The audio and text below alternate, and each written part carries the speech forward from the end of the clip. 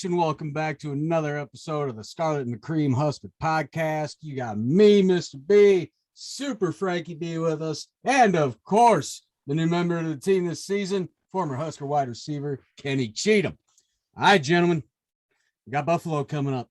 They had a good game, really good game. Granted, their opponent was Wagner. We could probably classify Wagner as the same caliber of opponent as we had with Fordham, but Buffalo took care of business, man. 69-7. Their quarterback, Van Treese, dude went off 15 of 19 for 231 yards. Granted, only one touchdown, but 15 of 19. That's a hell of a day. I mean, what can you say? Regardless of the level of competition, it's still a good game. And Buffalo's been legit for the last couple of years. In fact, I think they've been legit ever since TG was the head coach. They may have had a couple of down years after him, but Buffalo's been legit. Last year, didn't they have a running back rush for like 6 or 7 touchdowns, something crazy in the game? The little running back they had. Yeah, last year they go 6-1 even. So, I mean, we're going to have our hands full. I think it's going to be a good test. I think if we put everything in play and be aggressive and dominant on both sides of the ball, I think it'll be a good game. Yeah, I agree. I really do. So, you're talking about Jarrett Patterson last year, who had over 1,000 yards and 19 rushing touchdowns last year. Yeah, it's crazy. It's crazy. In a modified season, nonetheless. A really bare bones season. 7 games, I believe they played. Yeah. So if you play a traditional 12-game season, my goodness, he would have been pretty close to 30 touchdowns. Probably. I mean, look, and you're right, Kenny. Ever since Turner Gill went into that program, he was the head coach for I forget how many years it was, but he really built that program up and left it in really good hands and in really good shape. And they've since taken that ball and essentially ran with it. And you're right. Other than a couple down seasons here and there, Buffalo's no fucking joke, guys. These guys could come in, give us everything we can handle, possibly win the game. We know we've seen what happens when we don't take care of fucking business. So, I mean, Frank, what do you think? Is this another one where hopefully it's a Fordham situation where we can bring in backups, third, fourth quarter? Or do you got a feeling that this could be a game that goes 4 quarters?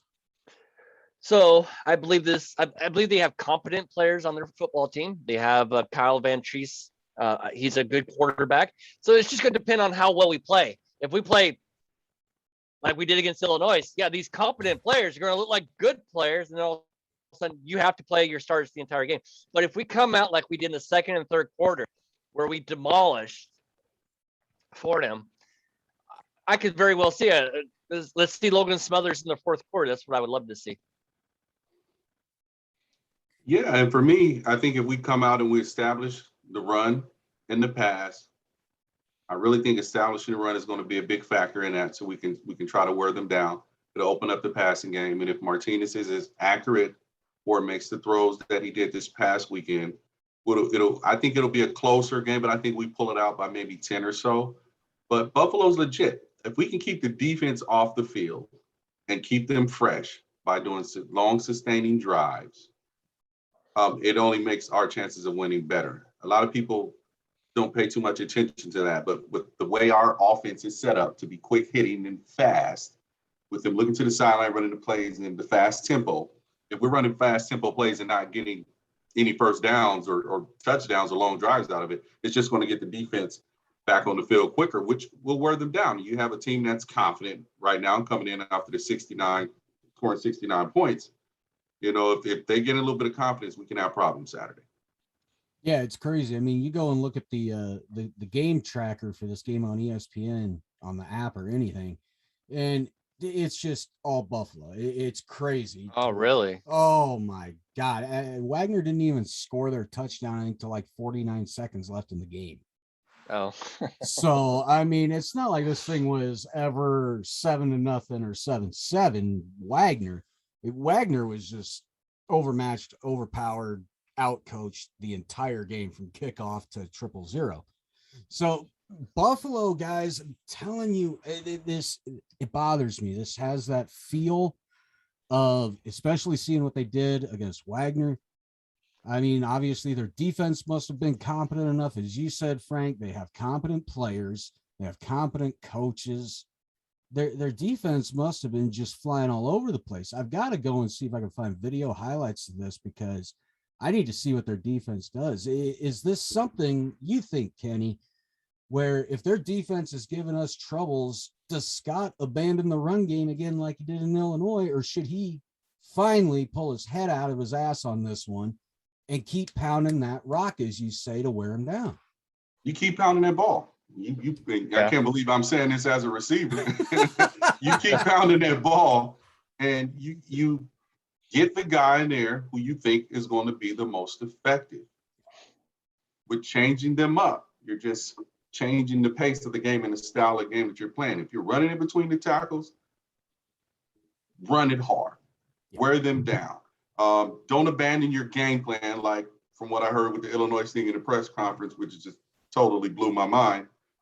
You stick to your game plan. You make adjustments with your game plan. You should always, as an offensive-minded coach, make the defense adjust to you.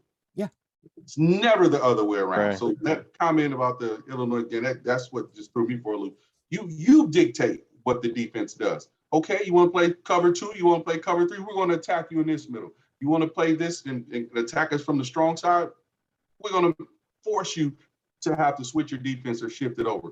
You dictate on the offense. The great teams and the good teams make defense adjust to them. So defense can win you games. We all know that. But the good offensive teams make the defensive teams adjust to them. Yeah. What do you see, Frank? I mean, with the caliber of opponent, granted, they had a great game. Is this something where, because of the caliber of opponent, maybe the running game's just not on point from the get-go? Takes a little bit of time to get going. Is this the type of opponent where Frost will stick with it, or will he abandon it? Well, the one thing, my biggest complaint across the Frost system is they look at the defense and then they adjust to what the defense is doing. Yeah. I like Kenny's mentality. We're going to dictate what you guys are doing. So if you guys are playing odd or even sets, or if you're playing cover 2, cover 3, or you're playing cover 0, we got plays for that, and we're going to make you guys adjust. And if you guys don't adjust, we're just going to keep exploiting you, and we're just going to go and score touchdowns on you until you finally make adjustments. And the one thing that I hope is, if we do struggle with the running game, can we get Adrian Martinez going and get him to make some of those passes that we need him to make? And because it's all those different passes again. Let's say the running game isn't working. Can our defense and special teams keep us in the game until we can get it going? And can we get enough of Adrian Martinez where he's playing competently, not turning the football over, making goofy decisions, those type of things. So we're playing as competent players. Can our players also be competent? Because if it's talent for talent and everyone's playing competent, we should win this football game. Absolutely. My other question is with our stable of running backs right now, of course, we got Marquise Stepp. He's really starting to emerge as possibly the guy. Kenny, you touched on it from last week's game against Fordham, that you didn't quite see that north-south downhill running that we would expect from a power back. So right. I'm sorry. Oh, no, that's fine. Between him, Irvin Jr., and Savion Morrison, is that difficult for the opposing defensive coordinator, not knowing which type of running back you got to prepare for? Or is that something where you just prepare as normal for a running back? It can be, but it can also be a benefit to them depending on how you're rotating the running backs in. If they know these guys are your power backs and this guy is your passing back, they can make that adjustment with their defensive play calling. But if you're running them all the same, then that makes it harder for them to make that adjustment. It's like having your blocking tight ends in a game and your pass catching tight ends in a game. You know it's going to be a run. These are my blocking tight ends. But hey, these two guys are in here. Okay, it might be a run, play action, but these are the pass catching tight ends. So you give them that depending on how you're playing them offensively. But if they're all running, then it makes it hard for them to adjust because you can't dictate on defense what you're going to do. Offense is controlling on what you're going to do. So, you know, it just depends on how we do it. And Frank, with even with Ramir Johnson, he saw, you know, he saw some action in the Fordham game. Maybe not quite as much as we thought we would see out of him. So, I mean, it's really boiled down to the three: Stepp, Irvin Jr., and Morrison. Is this something where this could be a game against Buffalo where we finally see an emergence of a clear-cut number one? Or do we end up seeing what we saw against Fordham, where they're all competent, all getting yards, making plays, and we end up with a rotation of three running backs that are all completely capable? Oh boy, wouldn't that be something if all three of them are all getting yards? I'll take it. You know, kind of like what, yeah, like, you know, like last year, what did Buffalo average around 260, 300 rushing yards per game? Yeah. Wouldn't that be something if we had three running backs with 100 yards each? Oh, I would take that any game, any Absolutely. season. Absolutely. But my favorite running back is Savion Morrison. I think he has a great build for it. He looks like he's around 205, 10, almost. Like I said, I compare him to Maurice Washington with a little bit more wiggle. He's definitely a lot thicker than Maurice Washington. Yeah. I mean, he's almost. I don't want to really say that. I'm not saying that he is this player, but he almost like the Oklahoma running back. Adrian Peterson. Adrian Peterson. Yeah, his name just slipped out of my mind there. But yeah, so I mean, if there is a possibility that we have Adrian Peterson on our football team, give that dude the rock. You got it. You got it. And what I'd like to see more out of him was, and this could have been on the offensive line as well against Fordham, was his downhill running. You know, he's able to take a hit. He doesn't get pushed back. He goes forward. I'll give him all that credit in the world. But with the wiggle and the moves and everything, the agility he's supposed to have, I didn't get to see a lot of that. But like I said, it may have been on the offensive line, not opening holes, not creating gaps. So, I mean, it could be the case. I mean, did you guys see the spin move that he did yesterday? I mean, yes. And that spin move goes an extra 2 or 3 yards. Yeah. Yeah. But I think you haven't seen it, Brian, because they were all inside runs. When is the last time you've seen a sweep or something to the outside? Yeah. You know what I mean? So we're watching these guys run between the tackles. Yeah. Direct, straight line, and making moves. So your room for the wiggle and the movement is not as much. You got to really, that's a downhill cut, go a little bit, go. You know what I mean? Accelerate. I mean, we don't have the Lawrence where you can hit that hole and you know, and be right here and there and there. I mean, that was something different to see. You know, in the words of Jay Sims, just give me 6 inches of daylight. You know, those guys, those guys were hilarious back then, man. The running back room was just full of fools, man. It was something. So, I mean, you had to be there to witness it. They were a trip, but I mean, I thought he hit the hole well, especially on the one touchdown up the middle. Oh, yes. He really excelled through there, and he was going for the contact to get that in. Oh, yeah. So that's kind of what you want to see. He wanted it. Yeah, hitting the hole explosive. Make that cut, make the person miss, try to, and then just excel, you know. But I hope we can get out of those guys, figure out which one is the one. I saw Irvin a little bit. Doesn't look like he hits the hole as hard, but then he's young. That's going to come with maturity. The bigger two backs seem to hit it, but I like how Morrison hits the hole. Yeah. He hits it aggressively. I like Stepp how he hits it, but he needs to run through that contact. He's 6'2", 200 plus pounds. You run through everyone when you hit that hole and make that person miss. Like I said, he missed a lot of cuts that he could have hit to get extra yards. But if he gets that down, you know, the two big backs, power, and the third one, if you run them in after you're wearing them down, that just leads to more big game runs. So do you guys think then that we see maybe Frost try and stretch the field a little bit more with our receivers, giving that it's Buffalo, maybe try to open up the offense a little bit more? Did we lose Frank? Is he still there? I don't know. Frank, you froze. You froze, man. But back to what you were saying, Brian. Yeah. Hopefully so. Hopefully Martin's back. That'll give them two that can get down there and get it done. Manning plays better this game, I hope. Gives them three. Like I said, we can get that one that's consistently in the middle as the quick jitterbug receiver. That'll make a difference. But hey, we have another way to attack that. You have two huge tight ends. Yes. Put them in the middle. Let them do their thing. Let them make the catches. Open it up a little bit. So it just depends. But hopefully we can attack their defense in a way and put some strain on their defense because they didn't have any this past week to make them uncomfortable with our offense to, put us in position to score. Yeah, you're absolutely right. We need to use Austin Allen a hell of a lot more. I mean, that guy has got to be the biggest target that a quarterback could ask for as far as a receiver or tight end goes. So, I mean, we've got to get Austin Allen the ball more.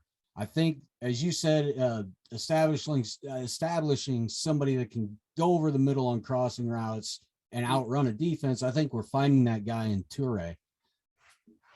So because all of our ones across the middle, if you notice, were about 15 yards or deeper. Yeah, there was no shallow ones, within the 10-yard range. They kind of opened up. They were all a little bit down the field with extended drop backs and everything opening up, and Martinez dropping it in there. If you can get it quickly inside one of the tight ends or a receiver in there, it opens up the rest of the field. Then you can get the deep balls over the top. So it's going to make a difference, but I think it's going to depends on how aggressive we're going to be. Like I said, vertical, not horizontally, as far as offensively. Yes, we had some success on these screen passes to the tight end. But that can't be a staple of what you're trying to do. You don't have a DeAnthony Thomas like you did at Oregon and those little quick guys to catch that. And, within a couple seconds, they're 20 yards upfield. You have bigger, long striding guys. You need to get them the ball in space with an open field for them to be productive or down the field in the middle of the field. And we're also going to face a lot faster defenses coming up. So, I mean, like you said, those swing passes, man, those can end up turning into pick six the other way. And we've seen it happen numerous times. Man, we've seen it happen a lot. Let's switch our attention over to the black shirts, of course.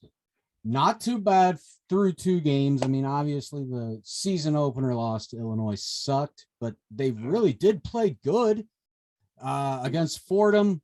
What we expected.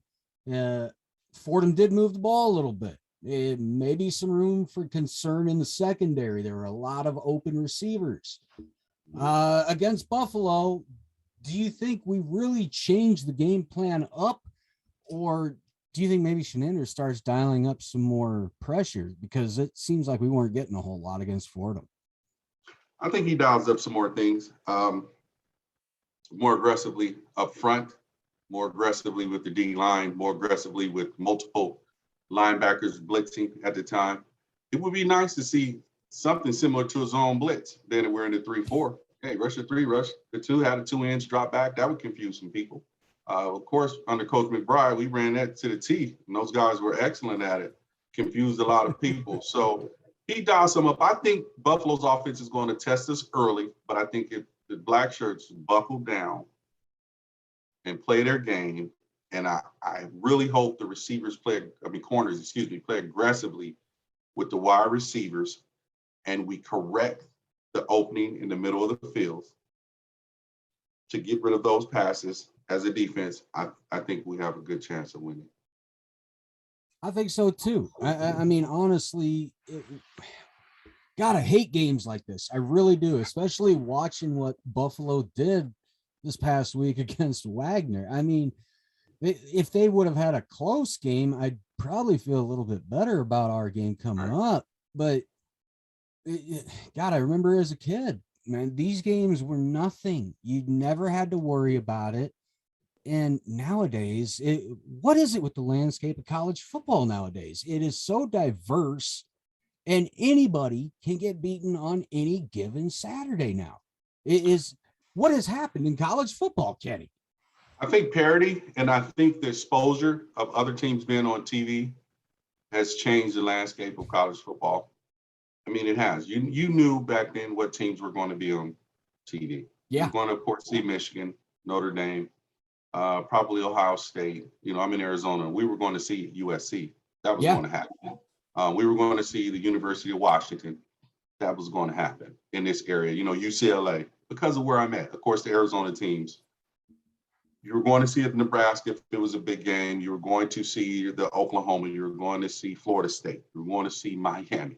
There were certain teams you were going to see. Of course, you had the SEC, but it wasn't as big of let's watch the SEC game as you see now. You know, they were going to be on CBS. Oh, Florida's playing LSU. Okay, whatever. Let's go to the other games. Yeah. You know what I mean? You do that. But I think now kids now see that they can go to other programs and be seen. And they're going to these other teams, you know, and I think that all started with, I'm going to say it, with the explosion of Boise State. When they really took off and kids start saying, hey, I can go to a school like this and do my thing. I mean, BYU has always been BYU, you know, oh, okay. But when the kids start seeing places like Boise State blowing up the national spotlight, and then, hey, let's go there. So I think just kids going to the Central Floridas and all these other schools, Coastal Carolina, out of the blue, boom. Yeah. They're heavyweight, you know, and you're seeing all these schools. I mean, think about it. You think of North Dakota State. Boom. Not very many FBS It used to be Northern Iowa. Yeah, it used to be Northern Iowa. Then it jumped to North Dakota State. I mean, South Dakota State. I don't want to play any of them. Yeah, these kids now are saying, I can go here and get the same exposure and potentially go to the next level if that's what my goal is. So it's scary now. You see these teams, man, and you're like, wow. I mean, you think about it. Who was that just beat Washington? Was it Montana? Yeah, the Grizz. Unreal. I couldn't believe that. But then you have to think they were dominant on their level of college football for years. They are. What people don't realize is Montana was a juggernaut. They are a juggernaut in the FCS, just as much as North Dakota State is. Those are two teams you want to see go at it every year because, man, they've got players. And you put a program like that that's used to winning. Oh. Yeah, even though this is a Power 5 conference team, but we're not scared of you. No. We're coming in here to win. So that's the thing. It used to be they used to come in to just collect their check, go home, help their facilities out. Now it's they come in expecting to win. And you don't intimidate these teams anymore. I think what really helped against Fordham is the announcers really touched on it. They'd never played in front of 80, 90 some thousand fans before. So it did play a small factor at times in that game. Do you think that's something we get with Buffalo? Because actually they've played in atmospheres like this. So is this something that could really bother them? I don't think so. I don't think so. I think that's a team that's confident. I think it's a program that's been trying to build, like we stated earlier, winning culture. They've been consistent except for a couple of bad years. So in the words as we used to say when we play, we don't bar anyone. You want to play us, come get us. We're coming for you. If you want us, we'll take you on. But to have that fear, no. You knew it back then, which teams were kind of like, you know. But and nowadays, Troy didn't have that opinion. Northern Illinois didn't have that fear. Those guys didn't have those fears. They came in with an expectation to win. And they did. So, you know, these teams now are coming in with an expectation to win, especially if they are winning that level programs. They're coming in like, hey, we're coming to do our job. We're shocked if you beat us. Yeah. And it is too. It is complete shock if you come into Lincoln and beat us. Even if I guess, you know, I hate to say this because I'm just a diehard lifelong person fan. Even when somebody like Ohio State comes in and just slaughters the shit out of us, it's over after the first quarter. I'm still grateful that I got to see the game. I mean, I guess hospitality is what hospitality is. And, you know, thanks. I appreciate it.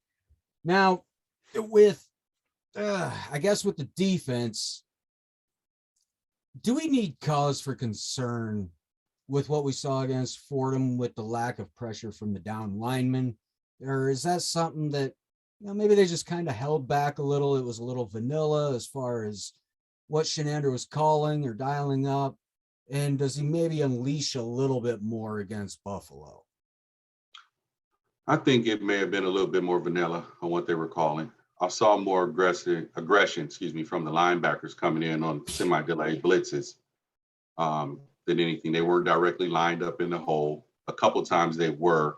They may have backed down to a drop to a zone defensively, but I think they might dial up more. But then the linemen have to understand we need to get around there. We can't have one game against a Big Ten opponent to this team and not have any really sacks or good pressure on the quarterback. So they need to step it up as individuals, and defensive play calling. I'm sure he'll switch it up and do some things to get them toward the quarterback so we can get him uncomfortable and rattle him a little bit. Now, is there anybody on the defense that, we maybe didn't hear from much against Fordham, just maybe had a down game? Is there anybody that you really want to see step up going up against Buffalo on the defensive side? Like you said earlier, Nelson. Garrett He was huge. He was huge against University of Illinois. Yeah. Very huge. I didn't see him call that much in this game, but that could have been how the defense was playing and the calls that were made, which put him in certain position to do things. I saw a couple of times he could have changed the way he attacked the offensive line person, which could have altered the way the running back ran, put him out of position a little bit, but that'll be corrected. That's what film is for. You correct those things. You point those things out and you make that adjustment. But I would like to see him. We saw more of Dolman, of course, this week than I thought we did against Illinois. Yeah. I want to see a little bit more, mainly the interior people.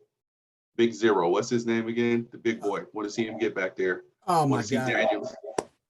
I want to see Daniels get more pressure up front. Yes. Ty Robinson, I want to see more pressure up front from them. Not just standing them up. I want to see you 5 yards back there where the quarterback is at, and he has 3 yards because he's doing an 8-step drop to make his move. So if he steps up, he's done because his pocket is collapsing. So I want to see them get more pressure up front. And we didn't really hear much from Ben Stilley against Fordham either. It's almost like these guys that we heard of during camp and everything. Where the hell are they? I mean, we're getting production from other guys as well. So, I mean, maybe it's just getting spread out. That could just be a case. Yeah, so, I think that's what it was. All right, Kenny. Well, we're getting close to the end of this episode. And of course, Frank texted me, technical issues. He had to drop out. Don't know what happened. So we'll go ahead with our predictions. Kenny, what do you think? It's the Hawaii life, brother. It's the Hawaii life. It is the Hawaii life. I'm telling you, the dude lives in paradise. And yeah, I mean, absolutely. Good God. The only thing he has to bitch about is getting and receiving packages. It takes a while. If that's my biggest complaint in my life. Oh, Amazon's not giving you your 2-day shipping, your Prime. Man, please. Please. All right, what do you got? What is your prediction for Buffalo? What are we looking at? I'm looking at possibly 42-39. Whoa. I'm going to go. It's going to be close. Oh, all right. Well, I was way the hell off on my prediction last week. So, and I think rightfully so. So this time I think I'm going to stick with that type of logic. I'm going to keep being harsh on them until they can prove consistency. I think I'm going to say 31-27. It's a good. Yeah, that sounds good. I can see that. I'm telling you, until they can prove the consistency, I can't predict blowouts anymore. I just can't. Right. So, I predict high scoring but close. Yeah, exactly. I really do. And as much as we have talked about the black shirts being improved, caliber of opponents are going to start getting tougher now. Right. So now we get to see what they're really going to be made of. Yeah, we are. So all right. Accept the challenge. Everybody, this will be the end of this episode previewing our upcoming matchup against Buffalo. Of course, Kenny, where can everybody find you, my friend? Husker Noop at Twitter, and Husker Noop at Instagram, and of course my name on Facebook, Kenny Cheatham on Facebook. So that's where I'm at. Hell yeah. Easy to find you. Yeah, everybody, Super Frankie B. Find him on Twitter at Super Frankie B. Find him on Facebook just under Frank Burns. So me, guys, I would assume by now you know where to find me. Facebook, Brian Knutson, the spinoff, Scarlet and the Cream. Obviously on Twitter at the Scarlet Cream or at Knutson_Brian. Instagram, the spinoff. So for myself, Mr. B, for the man, Kenny C, Mr. KC, we will see you all on the next episode of the Scarlet and the Cream, hopefully talking another Husker victory against Buffalo. So since Frank's not here, I guess I'll have to give the sign off. And as always, go Big Red. And we'll always stir a corn husker.